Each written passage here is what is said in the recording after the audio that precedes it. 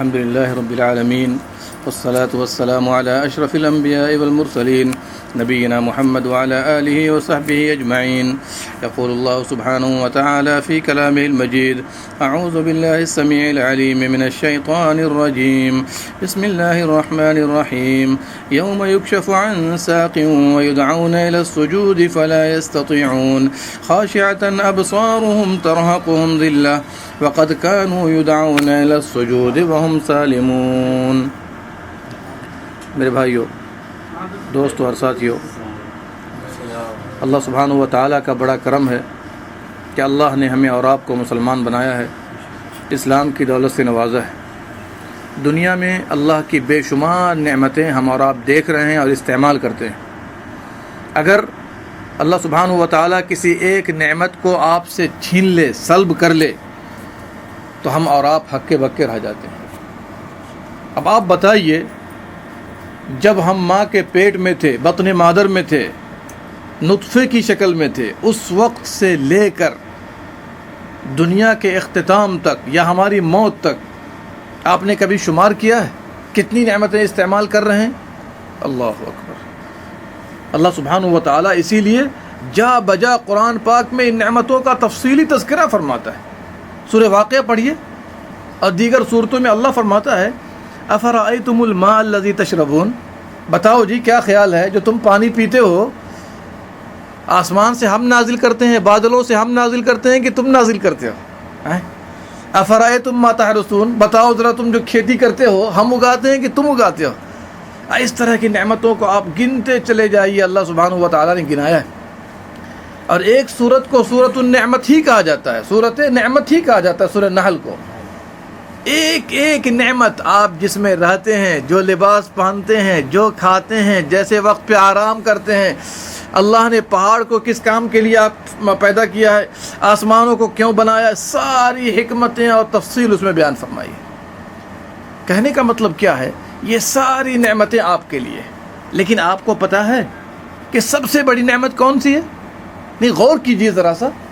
سب سے بڑی نعمت دین اسلام، سب سے بڑی نعمت پیارے نبی صلی اللہ علیہ وسلم کی بعثت، سب سے بڑی نعمت یہ ہے کہ اللہ نے آپ کو انسان بنا کر ایک طریقہ سکھا دیا جینے کا کہ آپ کو جینا کیسے ہے. اور اگر آپ کو نہ سکھایا ہوتا تو بھلا بتائیے ہم اور آپ حیوانوں سے کم نہیں ہوتے، حیوانوں سے. اور جو لوگ بھی اسلام چھوڑ کر الگ زندگی بسر کر رہے ہیں، اللہ سبحانہ و تعالیٰ نے ان کو حیوان کہہ ہی دیا ہے. انہم الا کالانعام بل ہم اضل سبیلا. یہ لوگ جو اللہ کی مرضی کے خلاف زندگی گزار رہے ہیں، اسلام کے خلاف زندگی گزار رہے ہیں، باوجود کہ سب سے بڑی نعمت ان کے پاس پہنچ چکی ہے، اس کے باوجود اسلام پر نہیں چلتے. انہم الا کالانعام، یہ چوپایوں کی طرح ہے. بل ہم اضل سبیلا، بلکہ اس سے بھی زیادہ گئے گزرے ہیں. میرے بھائیوں، غور کا مقام ہے کہ نہیں؟ جس کے پاس سب سے بڑی نعمت ہو، جس کے پاس سب سے بڑی قیمتی دولت ہو، اور وہ اس کی قدر نہ کرے اور ہیرا کو پتھر سمجھ کر پھینکتا رہے، بھلا بتائیے ایسے لوگوں کو چاہیے پھر اللہ کی طرف پلٹے. ایسے لوگوں کو چاہیے رب کی عظمت کو، کبریائی کو، بڑائی کو پہچانے، تب جا کر وہ دنیا میں رہنے کا حق حاصل اسے ہوتا ہے. لہٰذا میرے بھائیوں، میں آپ سے یہی کہوں گا، یہ اسلام، یہ ایمان، یہ قرآن، یہ احسان جو آپ اللہ کے سامنے کھڑے ہو کر زندگی بسر کر رہے ہیں، یہ ہمارے لیے سب سے بڑی نعمت ہے.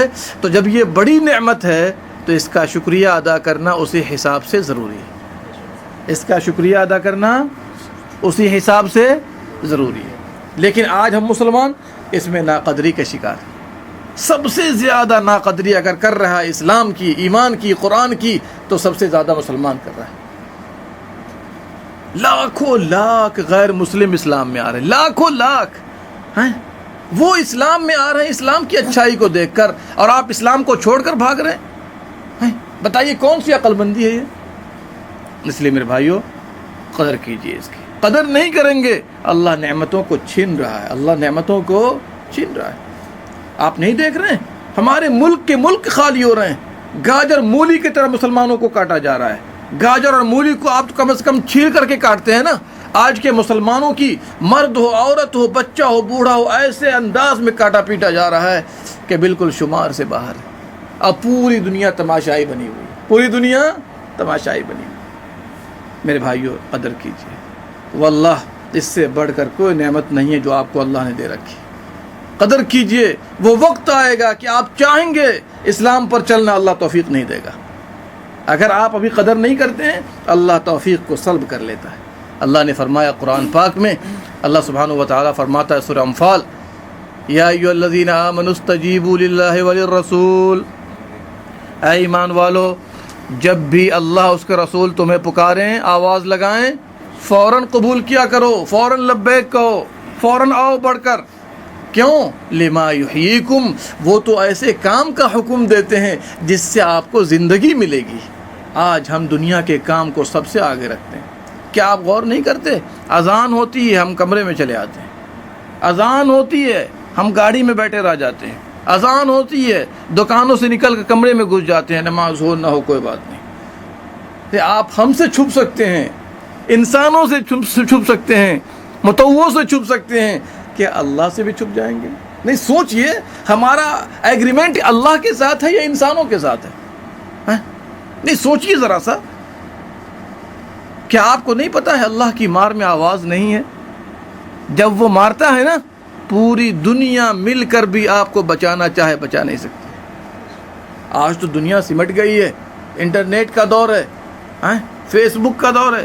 دیکھیے نا کیسی کیسی حالتیں انسانوں پر، مسلمانوں پر ہو رہی ہیں، کیسے حادثات ہو رہے ہیں، کیسی بیماری آ رہی جو کبھی نہ تھی. اس سے پہلے ایک نئی بیماری پیدا ہو گئی چند دنوں پہلے کی نہیں پیدا ہوئی، اور ایسی بیماری ہے کہ بچنا ہی مشکل ہے، کہیں علاج ہی نہیں ہے ابھی تک، لا علاج ابھی تک.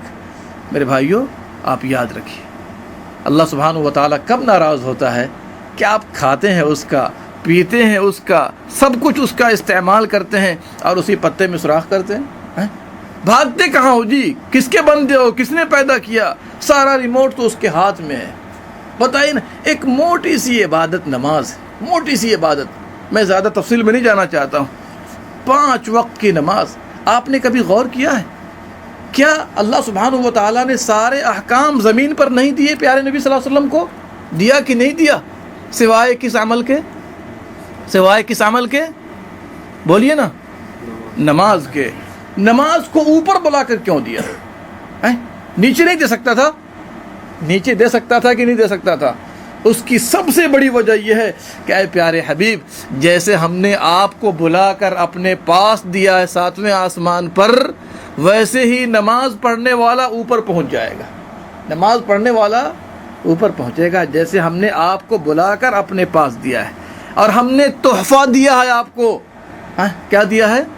تحفہ دیا ہے. جب یہ تحفہ ہے تو اس کو رحمت سمجھیے، زحمت نہ سمجھیے. آج ہم اس کو زحمت سمجھ بیٹھے. جن لوگوں نے اس کو رحمت سمجھا تھا اللہ رب العالمین نے دنیا میں رہتے ہوئے آسمانوں پر پہنچا دیا. بتائیے پیارے نبی صلی اللہ علیہ وسلم کا حال کیا تھا دنیا میں؟ بار بار فرماتے تھے، کتنوں تکلیف ہوتی تھی، نماز کی طرف جا کر سکون حاصل کرتے تھے. بلال رہنا بہا، بلال نماز کے ذریعے ٹھنڈک پہنچا. صبح سے شام تک، دوپہر تک تکلیف میں ہوتے تھے، پریشانی میں ہوتے تھے، لیکن جب نماز پڑھ لیتے کیا ہو جاتا؟ سکون حاصل ہو جاتا. نماز پڑھنے سے سکون حاصل ہوتا ہے، اور آج نماز چھوڑ کر لوگ سکون حاصل کر رہے ہیں. یہی فرق ہے ہم دونوں میں. ان کا حال کیا تھا؟ پیارے نبی صلی اللہ علیہ وسلم، عائشہ نقل کرتی ہیں، بیوی بچوں سے بات کر رہے ہوتے تھے، اذان کی آواز سنتی تھی، سلامت اللہ، اذان کی آواز کان میں پڑتی تھی، اور کیا ہوتا تھا؟ توجہ کیجئے، اذان کی آواز کان میں پڑتی تھی، کیا ہوتا تھا؟ عائشہ فرماتی ہیں ہم لوگوں کے پاس سے ایسا اٹھ جاتے تھے گویا ہم لوگوں کو پہچانتے بھی نہ تھے.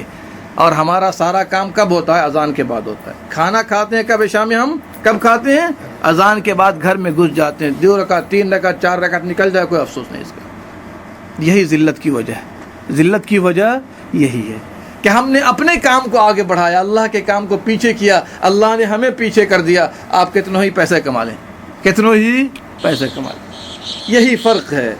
اور یہی وجہ ہے کہ جو لوگ دنیا میں نماز کا اہتمام کرتے ہیں اللہ نور سے بھر دیتا ہے، اللہ برکتوں سے بھر دیتا ہے، اللہ روزی میں کشادگی دیتا ہے.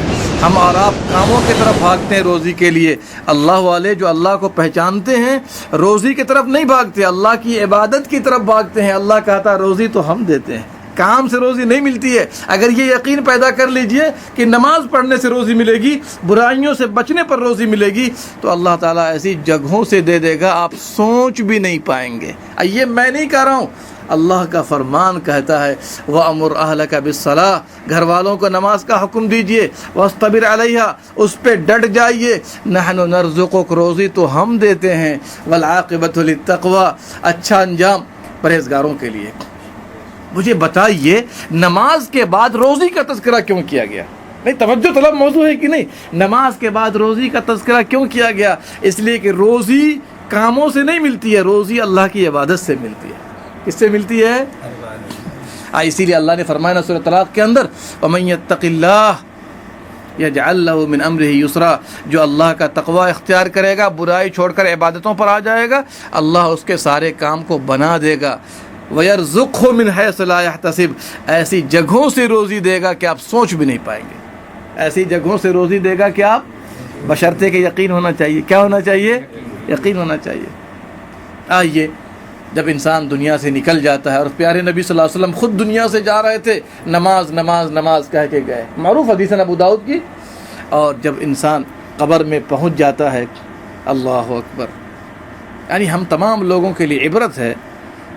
نکیرین آتے ہیں، منکر اور نکیر، آپ کو تو پتہ ہے، آتے ہیں، اٹھا کے بیٹھا دیتے ہیں۔ سوال جواب شروع کرنے سے پہلے نمازی کیا کہتا ہے؟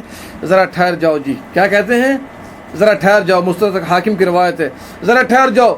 اس کو لگتا ہے کہ سورج غروب ہونے والا ہے، عصر کا وقت جا رہا ہے، کہتا ہے ذرا سا نماز پڑھ لینے دو پہلے۔ اللہ، یہ کس فکر کی بات ہے بتائیے؟ یعنی سوچئے ذرا سا۔ میں حدیث نہیں پیش کرنا چاہتا ہوں، میں تو یہ پیش کرنا چاہتا ہوں کہ نمازوں سے محبت کرنے والوں کا انجام دیکھیے، دنیا میں اللہ کس طرح بہتری کرتا ہے۔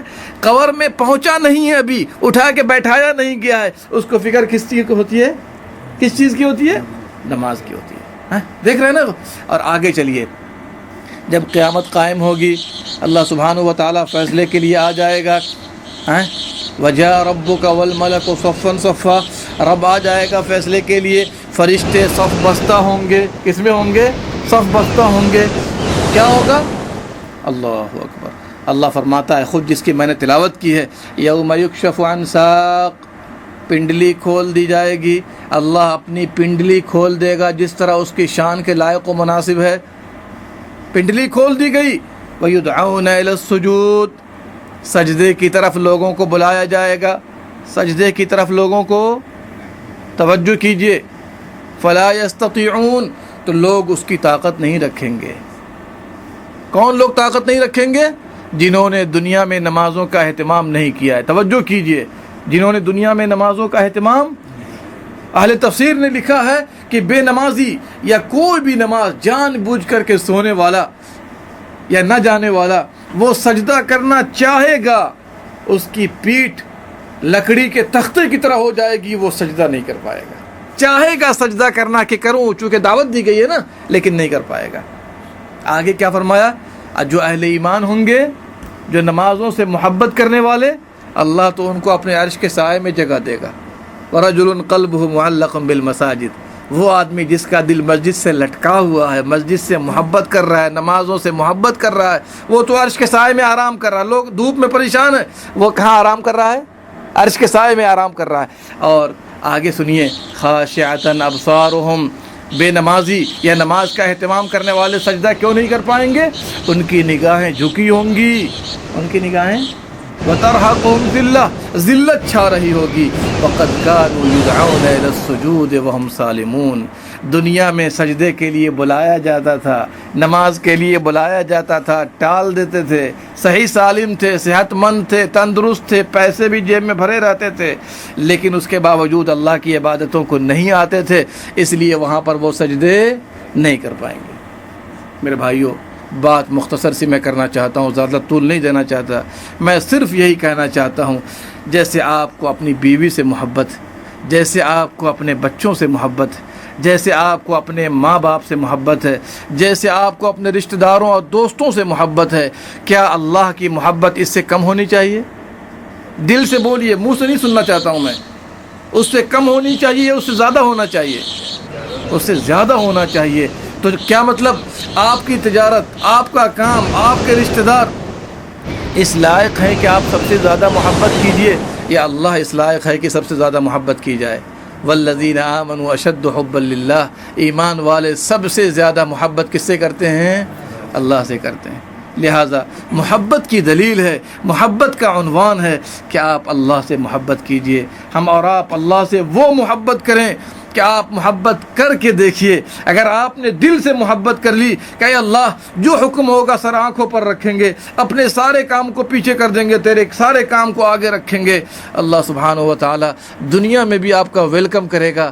دنیا سے نکلنے کے بعد جہاں پر آپ کا کوئی پرسان حال نہیں ہوگا وہاں پر ویلکم کرے گا، اور جب اللہ سے ملاقات کریں گے اللہ سبحانہ و تعالی کے فرشتے ویلکم کر کے آپ کو پکڑ کر لے جائیں گے جنت کی طرف، اور ایسے ٹھکانے میں آپ کو داخل کریں گے جہاں آپ ہمیشہ آرام کریں گے۔